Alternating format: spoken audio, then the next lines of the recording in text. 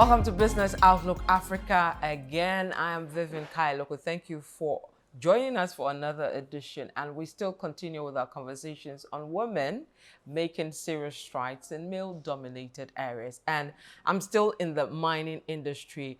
I took you through three great ladies a few minutes back who showed us exactly what they do at the mines. But I'm sitting with them now to get into their journey further. We'll look at the challenges, the wins, the stories that you never hear from anywhere. So I have the three fantastic women sitting by me now. I have Evelyn Oforiata. She's a senior metallurgist with Newmont Ahafo South Mine. Her job is to process the ore into the gold. So the final product you see, this is the lady behind it.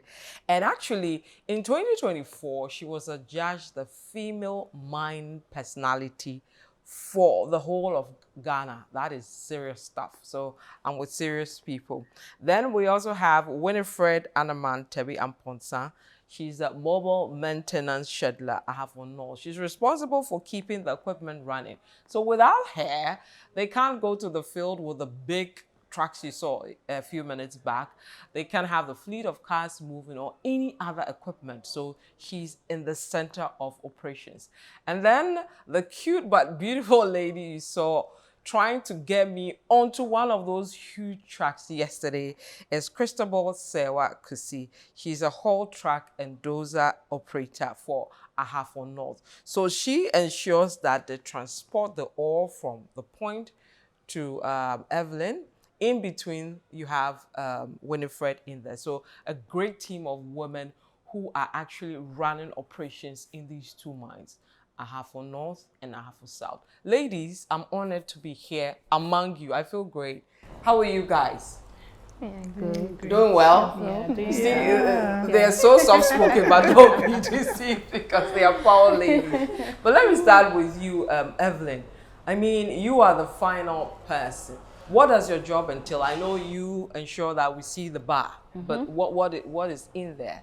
Okay, so for me, my job is basically getting the ore that has been mined and delivered to me and taking it to a series of processes. Okay. It sounds simple, but it's a lot of complex processes until it finally turns into the gold bar that we see out there. Yeah. So I don't do the job alone. I have a team that I work with, and I also work with other disciplines like the maintenance team. Yeah. I work with mining, I work with geology, and these beautiful ladies are in the mining team. Yeah. So I work with a lot of people to get to that point where we are able to safely, the highlight here for me is safely, because I want everybody to come to work and return home the same way they came in. So to safely turn the ore into the final product, which is the gold bar. Gold, yeah. Yeah. So we saw that when we went to the field with you, that process. But just to give people an idea as well. Wilfred, just a few seconds of what you do, and then I'll come to Cristabel. Just a few seconds. Yeah, so basically in the mining industry, we are always interested in the final output, that is the gold.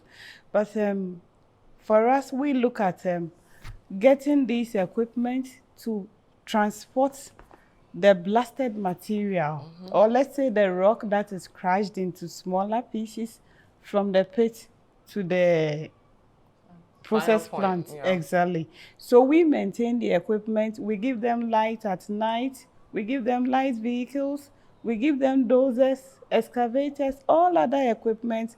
We run such that they are all in good working condition for the miners to do. That is basically what we do. I see you as the one in the center of the operations, because if you don't give Cristabel the truck, she can't do anything. If you don't give her the light, whatever she needs, she can't do stuff. So you're very key in the center of operations. Cristabel, I was with you on the field.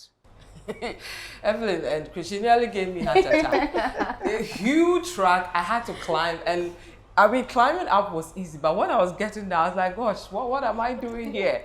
And she effortlessly was climbing, you know. And That equipment, the whole truck, that is one of the smallest. Oh, really? What I climbed we is have actually... ones that are 793 that are bigger than these ones. Thank God you didn't introduce me to that. But Cristabel, so you drive 2 key vehicles, if I'm permitted to say that. I know the Dozer track, and the other one is what? Dozer. Dozer. Which one is the most difficult to operate? It's the Dozer. The Dozer. Why is that? Okay, the Dozer is considered, let's say it was considered as a male machine. Why? Because of its complexity. So what's it in there? Does it have the ties? No, it doesn't have the tie. Okay. It uses track. Okay. Yes, so it vibrates. Okay. Yeah. So And then they'll tell you can't give birth. But is that what it is? You know. it's superstitious. Okay. It's not It's that, not- yeah, it's you not can use it and give birth, yeah. Okay, so that's the vibrating aspect of it makes it, you know, right. So ladies, how did you get into this industry? I mean, complicated stuff you're doing, very technical and all that. Evelyn, how did you get, 2024 personality of the year, you must really be in the whole, did you always want to do mining? Let me take you back to when I was in SHS. Which SHS did you I went to attend? Wesley Girls High School. Yeah, Wege. I didn't go to Wege, but I'm just giving them facts. You're a Wege fan there, thank Oh, you. Holy chopped them this year. Yeah, Holy Holy it's Co become has- a Oh, Holy competition did now. well. I mean, we are the Seriously, pace setters. We set the pace Yeah, and others okay. follow. Oh, yes, Yeah. ma'am. Holy has said. So you went to Wesley Yes, Girls? I went to Okay. Wesley Girls. And in Wesley Girls, I never knew about mining. Okay. We all wanted to be doctors or pharmacists. Okay. And in my class, I think we were about 38. I have about 20 of my mates who are doctors, maybe some pharmacists and all. And I think the engineers in my class were just like maybe 4. Okay. Yeah. I never wanted to do engineering because Why? I hated physics with a passion. Oh. Physics was one difficult course for me, so I always spent a lot of time studying physics. And unfortunately for me, I had A1 in physics instead of biology. And because of that, I could not do medicine. Oh. Yeah, because I didn't have So A1 that's in the biology. story for you. That's the story for me. Okay. And I but remember, did you fall in love with physics whilst you kept a lot of time with it? no, Or I you didn't. just wanted to pass? I just wanted to pass. Okay. Because in Wesley Girls, you just want to pass. Like Yeah. everybody will be passing. You don't want to be Yeah, left out. You also yeah, want to pass. yeah. So competition is crazy. it's tough. Good. So I remember when and we were the first 4-year batch, so we didn't get the opportunity to choose the program that we wanted to study Okay. after WASI. We had to choose before WASI. Okay. Yeah. So I chose medicine, pharmacist. In fact, I didn't want anything to do with engineering. And unfortunately for me, because of how my grades went, I didn't qualify for medicine because I did so well in all the math, mathematical programs So like maths, physics, chemistry. Yes, chemistry, elective math, core math, and biology. I got a B2, so Oh, I couldn't pursue medicine. And eventually, I was offered metallurgy. So I was like, okay, instead of staying home for 1 year, let me Yes, just that. get into this This is metallurgy where at thing. Kwame Here Nkrumah- University, yes. Okay. Let me just get into this metallurgy thing, and then the following year, I can transition Can to switch. medicine. And all my roommates were in medical school. Okay. They will go to class at 6 a.m., close at 6 p.m., Monday to Friday, and they spend their evenings in the study room. That is where I knew medicine is not my portion. Ah, see. But your lecture time was what? Yes, it was flexible. Sometimes I was off, sometimes it's just 8 to 2. Okay. Like I had that flexibility. And I realized that, oh, metallurgy wasn't bad after all. Because Yeah. initially I thought metallurgy was about metals. Yeah. And I'm like, a woman, I cannot be cracking metals here and there. Also, Yeah. lithium, gold, Oh. So platinum. when I went into the program, I got a deeper understanding of what metallurgy was. What's it about? So metallurgy, we have 2 aspects. We have physical and extractive metallurgy. What I do is extractive metallurgy. So extractive metallurgy, you are interested in a mineral of interest, processing a mineral of interest to get to Any mineral? Any mineral, Okay. to unlock the value of that mineral. So that's what extractive metallurgy is. That's what I do. So I was like, okay, it will be cool working with gold and all the very expensive metals. So let me just stay. So I stayed, and then I fell in love with the How many program. years is it? For 4 years, 4 years, yes, okay. at Kia University. Okay. So I think I was there between 2011 and 2015. Okay. Yes. And then after that, I got the opportunity to do my national service in the mines. Okay, well, any specific? Yes, Chirano Gold Mines. Okay. Yes. And it was another challenge for me. Why? It was highly male dominated. Oh, we'll come to that. So Yes. hold with that, Yes. and let me see the background of Wilfred. Wilfred, did you also not want to be in the mining area in the beginning, or you from day one knew you wanted to end up here? Okay, so for me, I think I started in Mankisim over there. I knew of engineering. You went to Holy Child? No, I went to Archbishop Portagal. Oh, yes, you said that, yeah. A proud Portarian. Thank you. Yeah, so when we went to Portes, I had a passion to do engineering. Okay. Yes, I completed. The results came. They were not bad at all. Yes, so what did you read? You did. I did science. Science. Yes, but I didn't like biology. At all? At all. I don't like drawing. Okay. And every day draw something to look like a cockroach. Oh, you draw and you realize this is not cockroach or fish. But you don't know which animal it is. yeah, so biology, I think we had a good, a Roma sister at that time. She made it interesting, but I never What's her liked name? drawing. In case she's watching. Reverend Sister Esther. Shout out to you. Yes. Okay. And then she made the course interesting for us, but still. So when I completed, I bought forms for UMAT and then UCC. Okay. One was a degree in nursing at UCC, just in case. And then the other one was mechanical engineering at UMAT. Yes, so my admission letter for UCC unfortunately came earlier. I went to Cape Coast, paid the admission fee and everything. I realized it was actually biological science that I was given. What I was running away from. You took? Yes, that was UCC. UCC. Then the following day, the forms, the admission letter for UMAT came. Okay. But I had gone to pay for UCC. So my parents sat me down and they asked, which one will you prefer to do?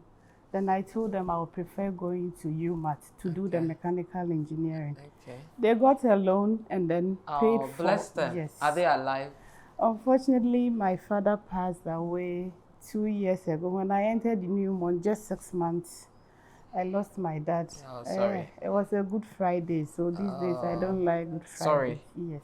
But my mom is around and she's one person I don't play with at all. So they took a loan for you to... Yes, for me to go and pay the admission fee at UMAT. Got the things for me and then we went. The journey began, we were 45 in the class, 6 ladies, and then 39 males. Yeah. Yes. Just like Evelyn. Exactly. And then when we went there to engineering, drawing, that was another hurdle for me. But we thought you were running away from the drawing. Exactly. Now you need to draw with precision to get everything going. But we sailed through. And then when I was done, I got my national service placement in a school, vocational school at Manswan Memphis. Luckily enough, my elder sister Gifty, she got a friend at National Service Secretariat to do the reposting to Goldfields. Okay. Yes. When I got there, they also did the onboarding processes and then I was taken to the heavy mining equipment department. They took me around on the field training and then from there I went to the planning office. Yes, so that was where the journey began. Okay, so hold with that. So I've gotten 2 interesting stories. One wanted, one didn't want. And then we are coming to the point of where the journey starts proper. Sure. But let me bring in Cristabel as well. Cristabel, did you also always want, Cutie, I call you Cutie, to drive trucks or you were put into it? What's your story? My story is quite funny because I never dreamt of entering the mine. Okay.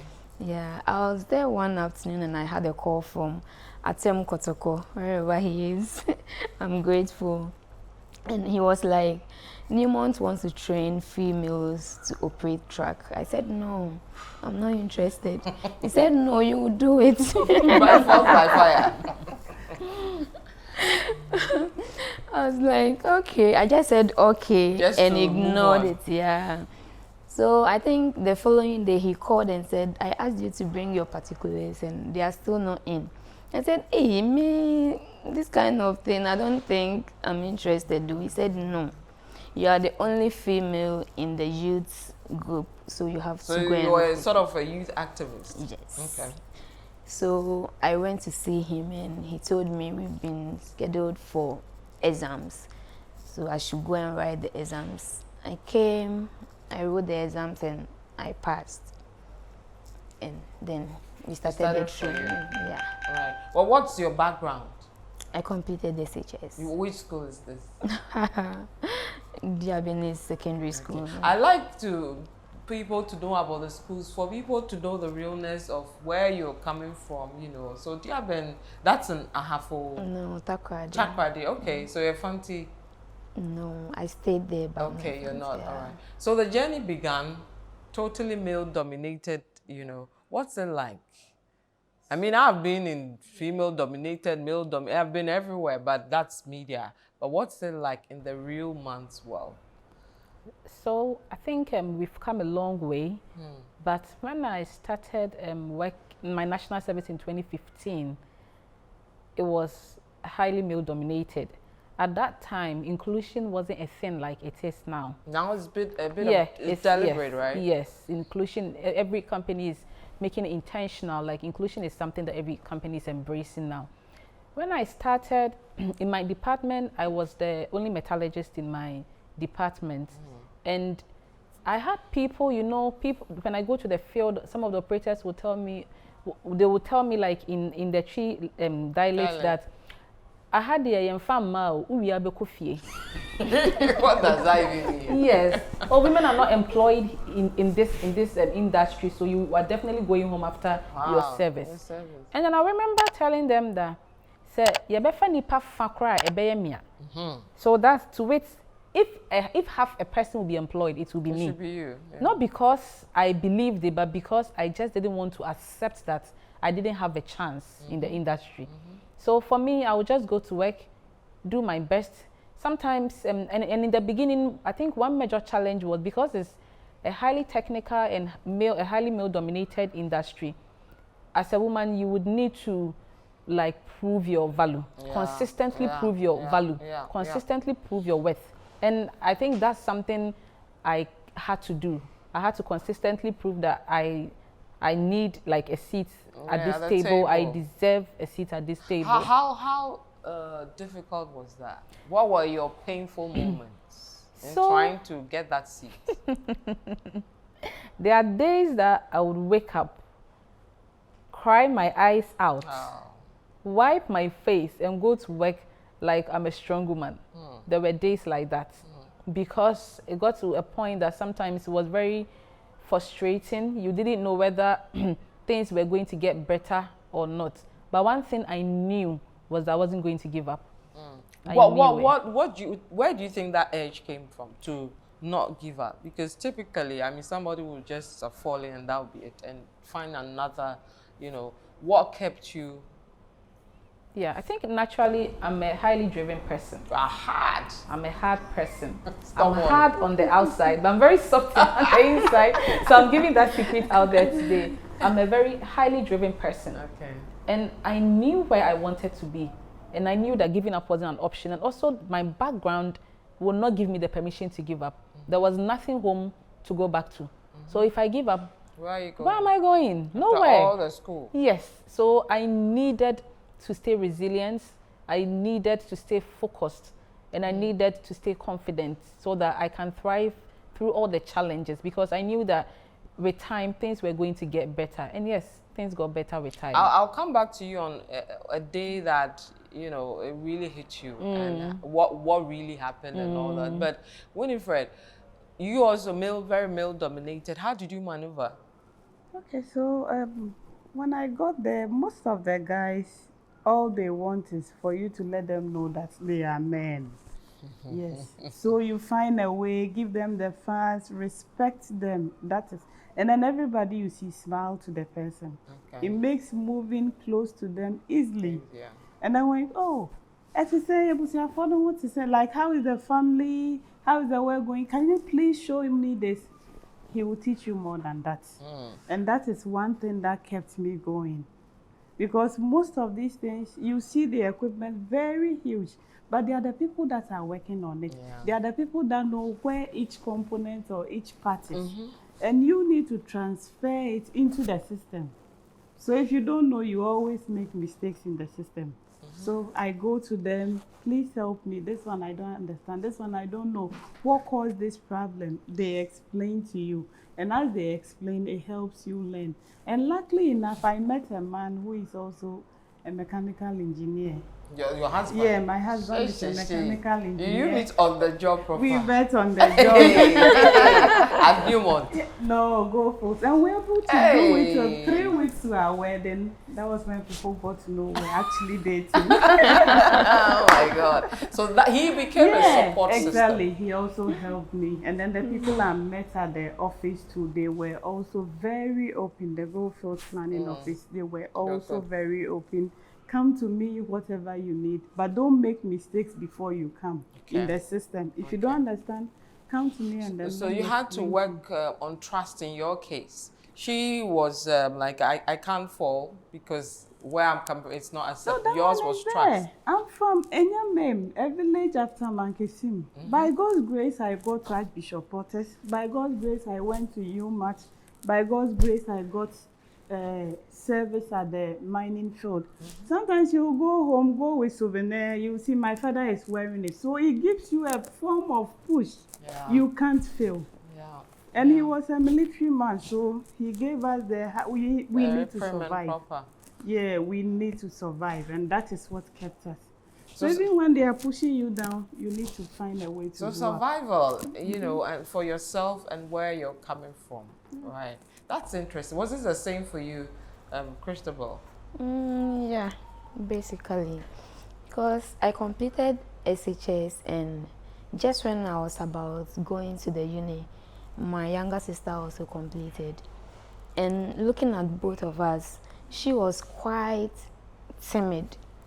So I sat down and I was like, if both of us should enter the uni, it will be very difficult for our parents. So I decided to work and allow her go. Wow, bless you. Yes. So I started working and she went to school and I supported her. How many are you? We are 3. So you are the first? Yes. Okay. Let's look at the challenges proper of your jobs. I mean, you've given me an idea of how it's sometimes challenging in a male-dominated, but for your specific roles, what kind of challenges? And if you can give me a story of a day that was really, it was bad, Charlie. We've all had those days where, you know, we cry.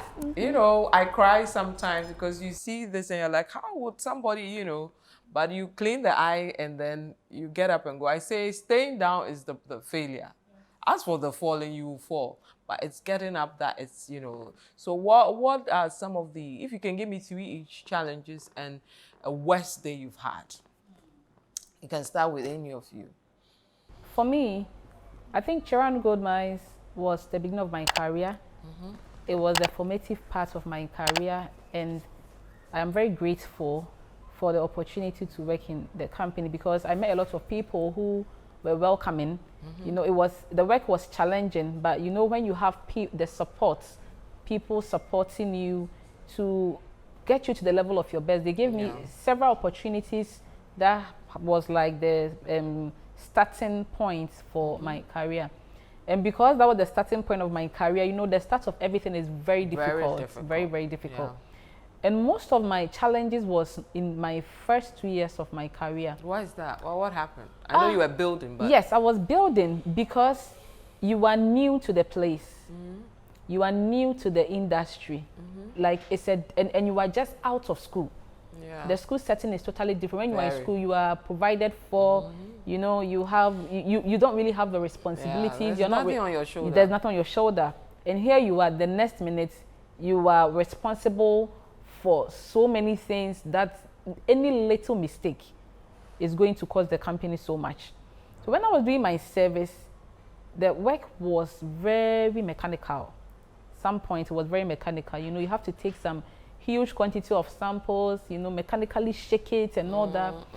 And these are like big sieves you will shake, and at a point we did get an equipment to do that, but at the start.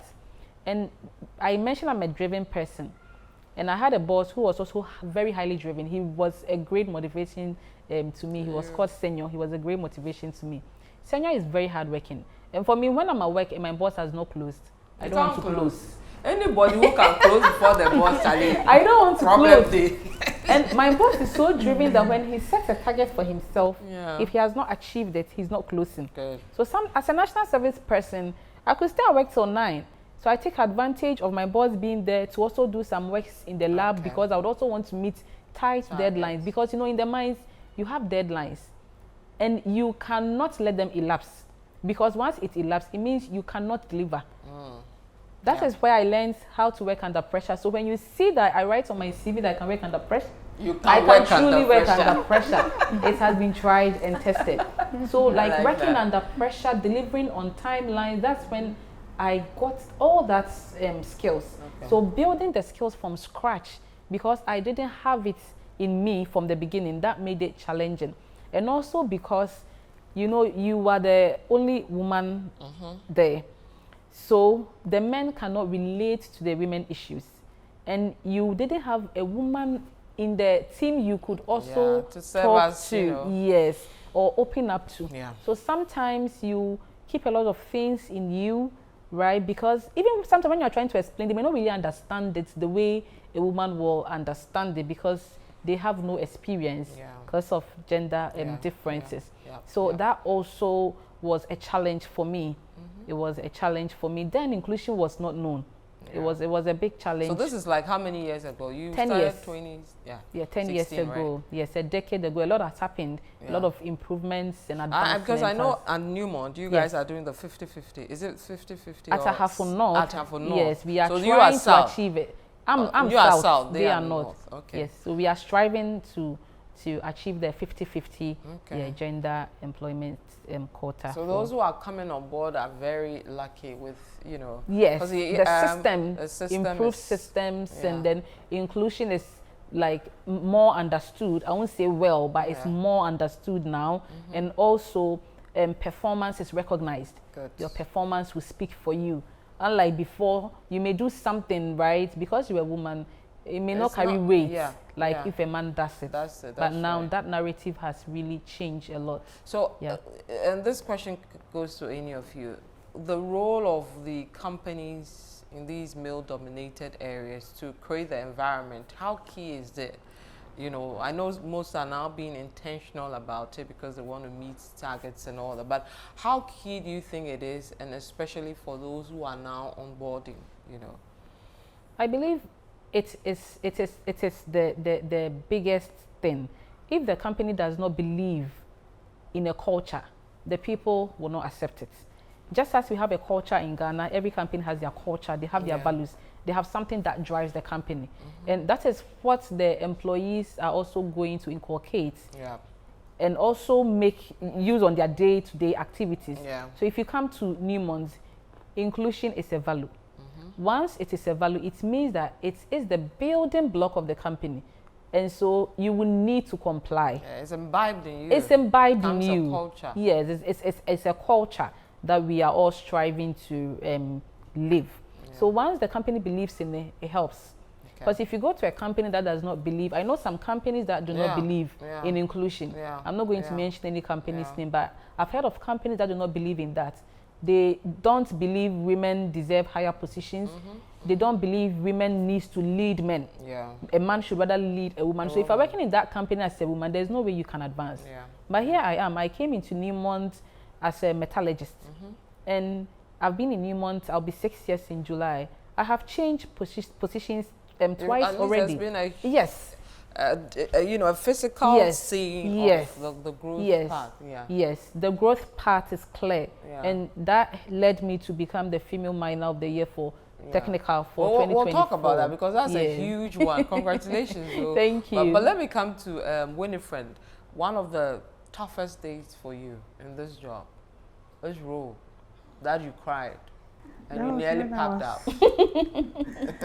We've all had those days. Oh, Mine, I didn't cry at home. I cried at home. On the job. Okay. That one was crazy. What happened? I met a new supervisor. I was the assistant. And just instantly, this guy didn't want to work with me. He doesn't want to work with the lady. Wow. Yeah. Just like that. You hadn't Just done like anything. that. I don't know him from anywhere. He said when he came, he heard a lot of things about me, and just because of that, he said he didn't want to work with the lady. He will give you about 3 tasks at the same time. You will choose one to do and then stagger the rest. He will take you to the maintenance manager to report you. Wow. So one day he took me there. The man said, no, I worked with this lady before you came. We didn't have any issues. So let's sit and then talk and tell. Just in front of them, I was crying because I just don't know what I've done. Yeah. And surprisingly, after everything, after about 6 months, when he was leaving the work, he called me. He's sorry. When he came, he heard a lot of stories. Yeah. We should go and have some time. I told him, no, it's fine. But some of these things, they've also built me up. Yeah. It makes you understand people from different We all angles. know the same. We think differently. What 3 lessons have your challenges taught you as a woman in the mining industry? Personally, now I don't believe in a single opinion. If you come and tell me something, I listen, but I also look beyond it. Mostly, I converse with my mom. She will tell me this, and I will tell her, what about this other option? The other side. And I told her, because of where I am now, I don't take single. If you come and tell me, I will listen, but that is not the final one. And then 2, you need to stand up for yourself. Nobody's going to save you. I learned that early. And because I lost my job around 2021 when our daughter was just a year old. I went where we were working, then they said, HR is calling you. I went, they said, tomorrow don't come to work. Why? Why? Your contract has ended, and now dear. they said COVID. But later I heard a lot of stories, and that is also another stage I always thank God and then my husband for. It really formed me. It helped me to learn, write a lot of certifications, and that was the turning point in my career. Okay. Yes. I like this. The downside, when you're down, you dig and you need to pick yourself, and then also not to trust people totally. Okay. We talk, we do everything, but you don't trust, because if you trust what people give you all the time, believe me, you will make a lot of mistakes. Because you guys, your work is precision. Yes. I mean, everything and is... it's data. It's data, data. It's data. Yeah. If somebody gives you if somebody gives me an information, Winnie, this is it, please send it to. Yeah, you I will take even if it's the night that I will sit and then look at it, I will have a look at it, and then rather send a mail around 2 a.m. Than to send it and later realize that you made them. Because not everybody, when you send a mail, not everybody will respond only to you to alert you of the mistake. Some people will respond to everybody in the mail. Then you can't go and then explain to them. So I don't trust people totally. That is on the job. Yes, what you give me, I want to go over and then be certain that it's what it's supposed to be. That is one advice one Auntie Martha gave me when I started my career, and I see it working. Wow, great stuff from my beautiful women here. I'm learning a lot, Cristabel, for you, I mean, climbing that thing, what was the most painful day for you in this job in general? Have you had any painful moments? Oh, yes, a lot of them. Tell me about I remember one time it was underground, Anglo-Good Ashanti. There was this truck. It was involved in an accident, or let me put it that way. So one operator was climbing up, and I alerted him that there's an incident over there, so he should park well for the safety guys to come and attend to it before. And the comment he passed, because we are playing with you girls, you think you can give us, give us orders. Hey. And he really got to me. I cried in my machine. So he dismissed your advice? Yes. Yes, and he didn't just do it, but he did it because it was coming from a lady. Yeah. And he thinks a lady shouldn't tell him what to do. yes. Yeah. And sometimes it's frustrating that you see something going wrong and you say it because you are a lady. They think, no, you should keep quiet for the male to voice it out. Yeah. But how do you guys handle that? Because it happens to all of us. You know, you see your male counterpart telling another, oh, this thing, then quickly they respond to you, they do it. You, the woman, and then they shrug it off. I mean, we've all experienced it. How do you, because it will get to you, how do you, one, not let it get to you, two, how do you get the work done when such things happen? Because the person has to do what you're saying, especially when you're leadership role or a key role. Any advice on? Sometimes when you are not careful, it will dim your spirit for the whole day. But it's up to you to motivate yourself. Yeah, so instances like this, if you tell the person and the person is not ready to comply, you just have to report to a superior. Yeah, and it's up to you, the person involved, to motivate and give yourself that encouragement. If not that, the whole day it's gone for you. Yes. Even sometimes months, so some of them wait, some of them challenge, even some for life. And I think for me, one thing I do is I don't give up. Okay. I don't give up. There are points where you get people trying to make you feel less, trying to make you feel you are not relevant, or maybe you talk too much, or oh, you think you are different, you are just like them, you know. What I do is I don't give up. And luckily for me, my work is highly data driven. So instead of using my voice, sometimes I use data. I will gather the data and the data will speak for itself. It's the results that speaks. It is not about being a male or a female. You can be male and not get the results. You can be female and not get the results. So once you are achieving the results, that's what puts you out there. And I think that really, really worked for me. Yes, it worked for me. So I'll put in evidence-based. Yes, evidence-based. So it's not about the sex, the gender. Are you a man? Are you a woman? Are you huge? Are you small? Because when I started working, I was very, very tiny. I was so tiny. It's still cute though. As and now, people come in and they feel like, oh, are you a national service person? Sometimes I'm like, oh, yes, I am. So the evidence works, you know, and the motivation and, you know. And then no matter what you do, you are a lady. So you say, me, I've side myself. Whatever you say, I'm a lady. I can't change it. Yes, there is nothing I can do. But like Evelyn said, you know, there was one time we had one equipment, and the information we had showed that we were going to fail a component on it. So I prompted the workshop superintendent to bring the machine. Let's work on it in the workshop. Over there, you have a bit of freedom. The sun is not so hot. They didn't mind me. I kept telling them, this thing will fail. It failed, and now they couldn't tell me. So they had to tow it from the pit back to the workshop. Since then, when he needs something, oh, this one, let's do it. Then I said, me, I'm not here to. I want all of us to work comfortably. So like Evelyn said, like the data should speak. But the bottom line is, no matter what happens, we are ladies, and we can't go. Even if you change your gender, so people will refer to you biologically. No matter what you do, you are still a lady.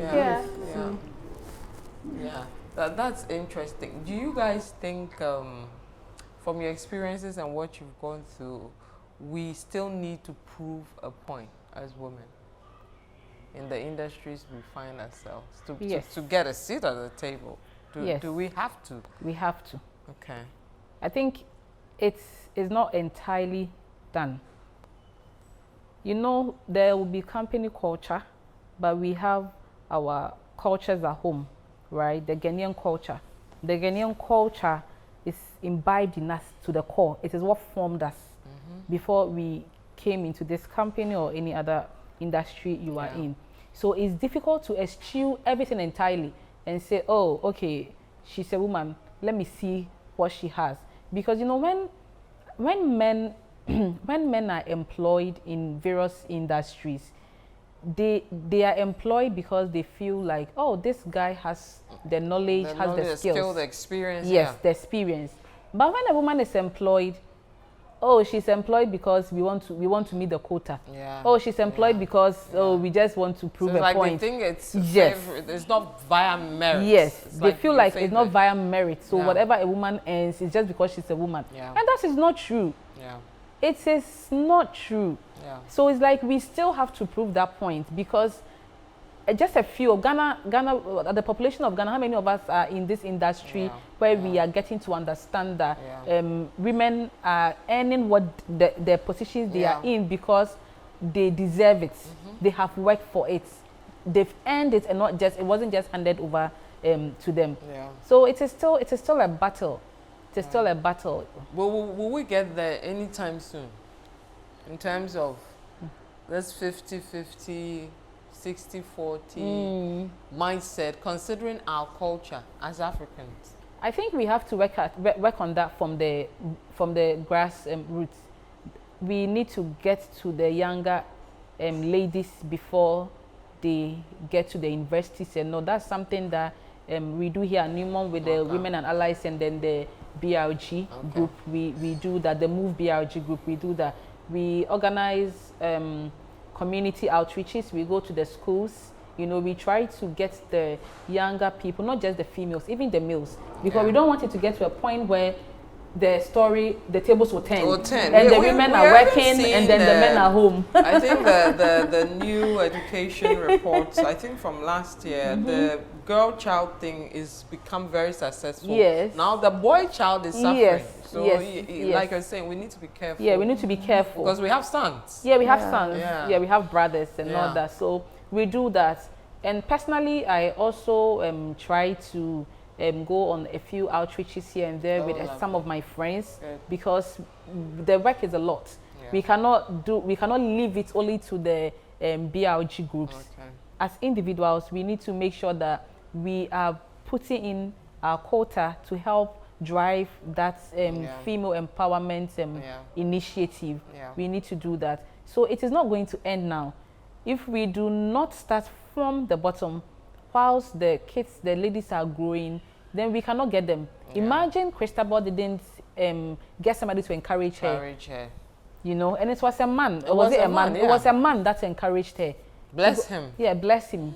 And now she's driving a Dozer. Yeah. I mean, I don't think if I were in her shoe, I would also have felt comfortable thinking I can do it. Yeah. But somebody believed in her and then moved her. So we need to let the younger people have something and someone to look up to and believe in.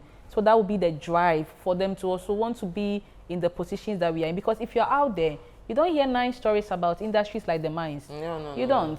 So thank you for coming here and putting us out there. I mean, this is Business Outlook Africa. We do things nobody does. We know what we're doing. But let's look at, I love the positives, the wins. You see, it shouldn't be all gloomy. I mean, there's been tremendous wins. That's why you women are still in there, and you are happy. I watch, at least from what I see, you are happy when the money is good. I'm told mine in there, the money is good. So tell me about some of your success stories. Some days that you're like, oh God, thank God I didn't, give up on myself. Some of the beautiful stories doing this job as women. Any of you can go. Okay, so when I went to Daman, both was with engineers and planners. Personally, that was a huge turning point in my career. I met a white manager, Donald Thompson, and then one black, Mr. Isaac Budu, and those people held me like the world my success depended on them. Yeah, and they taught me what to do. They knew what they want, but they will still give you the work. Go and do this, go and get this report for me, get this report for you. Go, there are mistakes, they will correct you, and it really shaped me. When we went initially, we didn't have a planned maintenance team, so we had to start from scratch. And believe you me, before I left the place, we had most of our equipment working, and the breakdowns were very minimal because we were doing we were planning ahead, changing what we are supposed to change, doing maintenance, everything on point, and and that is one achievement I personally have in my career. And then also coming to Newmont, I've learned a lot, You know, most of the time it's scarce to meet a mine sprouting up from scratch, and project phase and actual production phase. Two different things. Two different works. That's right. You come, they are now constructing the whole roads. We need this report, there is nothing there, you need to pick up, we need to do this, let's go to the field. We were with the mining team, everybody together. So we learn cross-training, you get information. You see, why are we bringing the equipment? They are now assembling the equipment. We are building the workshop. This is what we are looking at before we build the workshop. And it gives you a lot of information. Because that's a lot of experience there, a lot. Building from, you know. When I went to Gold Coast, everything was set up, so you just follow the status quo. But at Not, nothing was built. Because it was commissioned in 2025, October, 2025, right? And then I came in October 2023. Good.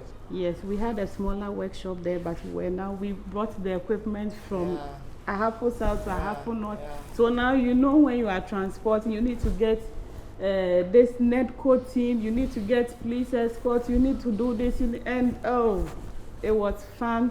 It was a full learning curve for me. Yes. Because I think the greatest experience anybody can have is building and successfully doing it.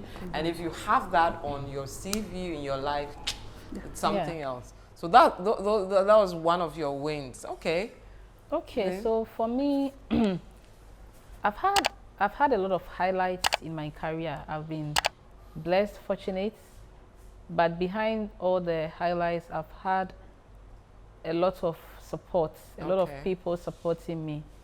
Yes, and my husband has been a very, very great support for me, because if not for him, I think even my national service, I wasn't going to the mines. I wanted to change my mind to venture into another thing, because it was getting frustrating securing a place for national service. But he kept me grounded, and then he has been there the whole time, always supporting me. Yes. Mr. Chumdonko. He's also a metallurgist, but he's a physical metallurgist. He's a physical metallurgist and I'm an extractive metallurgist. I see. So this, is it because when you guys, because I've been to Ahafo North, and so you're far away from the world, I mean, quote unquote. Is that how the relationship starts? I think so. Okay, because you're always always around each other. Men in there. So the ladies, they are good men at the mines. You just see them in your eyes. Sorry. And then I had a lot of people at work. When I joined Chirano, my department, I had a support. Like, it was tough at the beginning, but then later on, they started like understanding that women also deserve a place at the table. You know, prove yourself here and there. And then I came to Newmont. And I joined Newmont at the point where inclusion was becoming a big thing. Yes. And even with that, it wasn't easy, because you will still need to like go the extra mile to prove yourself. Yes. And so for me, going the extra mile, as I said, the results have to speak for itself. I'll put in the work, and then the results will speak for itself. So the highlight of my career has been the projects that I've been able to embark on. Some projects that never did we think we could. So like, give us an example. Like, so we had the carbon degrading spiral project. What does that mean? my parents didn't pay me to go to school to learn what you've learned, so I don't know about it. So we had a plant expansion in 2019. So we added a new plant, if not at a new location, at the same location. Yes. So when you start challenges here and there. So we want the ore to be ground to a particular size. So at the commissioning, we missed the size. So we had some coarse material coming into the CIL circuit. CIL is where we get the gold from the solid into solution and then onto carbon. I'm sure you've heard about carbon before. Oh, yes. Yes. I was actually a science student. Oh, okay. But my specialty was biology. I liked biology. You like biology? My mom wanted me to be a doctor. Okay. And I swerved her because I didn't want to be a doctor. So I did science in secondary school. Okay. So I'm the science. So then we had course material coming into the CIL circuit. Okay. And from CIL, you move to elution. Elution is where you reverse the process that happened at CIL. At CIL, you get the gold onto the carbon. At elution, you get the gold out of the carbon. So because we had the course material going with the carbon, because the densities are close, so they will all move together. So the carbon and then the course material will move together, meaning that we are displacing the space that the carbon should occupy with that of the course material. So you spend money to recover gold, lesser gold than you should. So this project was to eliminate or get the course material out so that we can fully get value for every elution batch that we do. So that was a very successful project and still running now. And we have done other projects like improving our throughput, changing the SAG mill discharge configuration, balls, grinding media, recycling, and all that. So and a lot of technical things. Yes, all technical. So let me take you out of the technical space. Yes, so please. Outside the technical space, my greatest achievement has been the fact that I came in as the only female in the department. And today I'm very happy to say that I not only have other females in my department, but I have also trained females who are now with Ahafo North. So the Ahafo North female metallurgists were all trained at Ahafo South. So that is like the highlight for me for my career. And I can attest to it because you see, I was listening to her. She didn't know I was listening. She picked the call, and I was doing Kokonsa. I was just listening because you could see it was a work. I was just trying to understand it, and she was like, okay, I will be okay. So if it's not a female, I'm not allowing that. You have to have a female replace me. So when she hung out, I was like, hey, yeah, don't play with this. Hey, I can't. I mean, we have to train others. I was like, wow, this, the deliberate nature and the insistence for me was a turning point. And well done to you for that. So you've trained people. Yes, I've trained people, and you have increase the number of women. Yes. So you've opened the door, and the beauty of it, you're holding it. You've not closed it. You're holding it, which is very important. So thank you so much to you guys. Cristabel, your happy days in this job.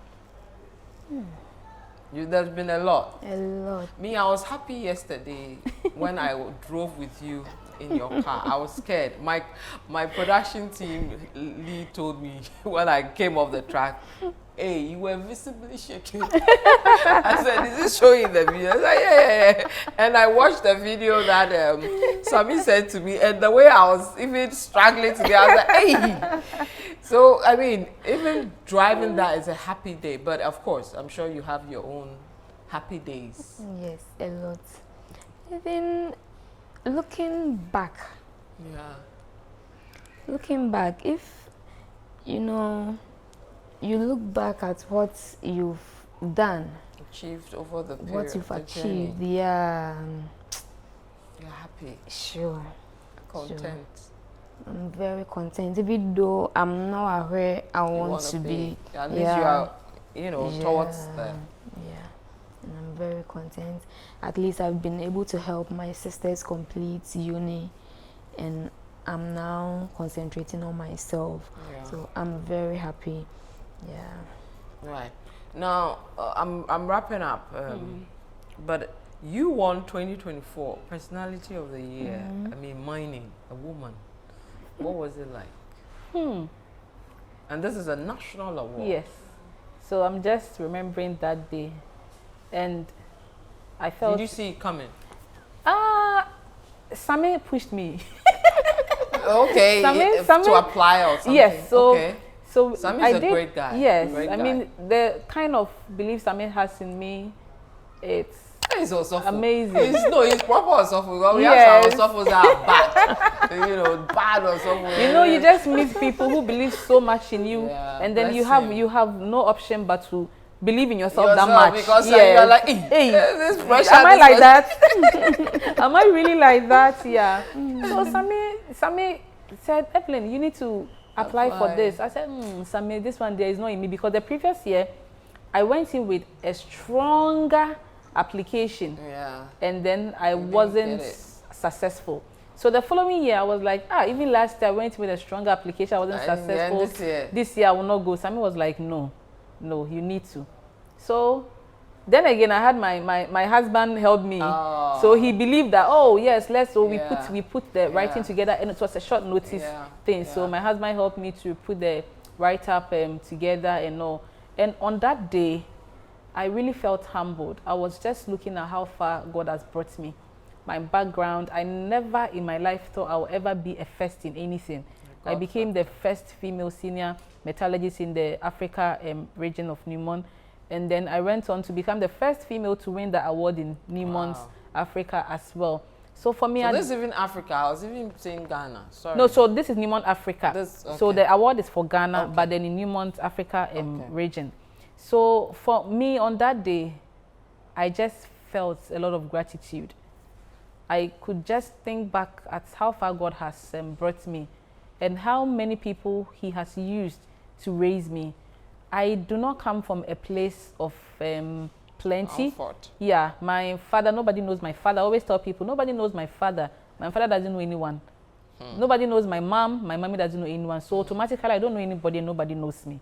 But God took me from that place, and He sets my foot on the rock to stay, and today I'm here. So for me, whenever I get opportunity, I just let people understand that you can't do it alone. You will need a community of people to back you. Support. You need people to mention your name in rooms of opportunities. That you're not there. Yes, when you in your absence, what people say about you is very important. So it's important that when you are praying, you pray for favor. Whether you are around or not, God should favor you. So I think I have received a lot of favor from God and from the people that have believed in me. Sometimes they see things in me I don't even see. And then because they see it, I come to believe it, and then I'm able to work towards it to achieve the things I achieve. So it was a humbling experience for me, very, very humbling experience for me. If there's a girl watching, a woman watching now, you know, in your various roles, I mean, what advice would you give this person? I love the support system thing you spoke in, the God factor. Both of you, your husbands, you know, all three of you, men actually pushed you into this. So, you know, we can't do it and all that. But what would you say to a woman, a girl, you know, who wants to rise like you guys in male-dominated areas? What would you say? Let me start with you. So for me, what I would want to say to every young lady out there is that you deserve a seat in every room you walk into. Never for once think that you are not there yet, you need a little more time, it is not right for you, you don't deserve it. Every single room that you walk into, you deserve a seat there. So make sure you grab a seat. And while you grab a seat, while you are in the room, make sure that you perform. Because in the end, when the opportunity comes, it's up to you to use that opportunity to your benefit. You can either make the opportunity make you or unmake you. Because sometimes when people get the opportunity that others do not have, it gets into their mind and then they settle. And settling is not in my book. So if you want to be like me, I don't settle. I go hard. I go strong. I go all out. And everybody who has worked with me will testify that I don't settle for substandard. So if I cannot do it, I won't venture. But if I say I will do it, I have to make sure I'm doing it to the level of my best. Every opportunity you get, make sure you maximize it. That's something I always tell the people that I come into contact with. Make sure you maximize every opportunity. And you have to also be confident, because confidence can take you to rooms opportunities cannot take you to. If you are not confident, people will even doubt your value. They will doubt your capabilities. But you can be so confident that you can't do this thing, but they will believe you can. And because they believe you can, in the end you'll be able to execute. But I think the men, that's what they do. Yes. They challenge some of them. I mean, I love you guys. Don't come after him. They don't know the thing. But the way they walk Yes. is like, and then when you start working, they'll be like, challenge this To cut you, the challenge we ladies have is that we don't support each other much like the men do. Yeah. See ladies in higher position and it's difficult getting to them to open up. Yeah. Sometimes you just need one person to tell you, go this way, and you are okay, but it doesn't always work like that. So I believe for us, we are going to inspire others. You need the mentors. We need, sometimes you need just one person to talk to, and it gets difficult. True. Some of these men, if you don't take it, they will take undue advantage of you in their bid to nurture you. Trying to help you, but it comes with something. The men who do that, stop it. Because for the little ones, you know, it's not easy, it's not difficult. Once somebody like me have done it, why not? You can do it. You can do it. Just have the passion, have the zeal that I want to get to this place. I want to go higher than this person. I want to tread in the path of this person. Do what you have passion for. It could be engineering, it could be any other field. But once the passion is there, even when it gets difficult, you can keep going and you will definitely reach far beyond where we have gotten to. Right. For me, I would tell every lady out there who wants to work in the mine, even if it's not the dump truck, the dozer, there are so many opportunities here in Newmont. You can be a met like Evelyn, engineers, surveyors, there are so many opportunities. So you just have to be bold, confident in yourself and come around. Thank you ladies so much. You're doing a great job, bless you. And I'm happy that you've been able to tell your stories. I mean, this is so unfiltered. They've gone all out to tell us. And we at Business Outlook Africa, we are running through business-related industries where typically you see men running these industries and telling the stories of women who have been able to make great strides as we continue this series. So I have had 3 wonderful ladies who are in the mining industry taking us through those stories. Thank you for joining us, and remember to subscribe to our channel, Business Outlook Africa, to get more great videos like this one every now and then and get a notification. We're also on other platforms on Instagram, LinkedIn, Twitter, among others. Thank you. I'm Vivian Kai Loco. See you again. Bye-bye.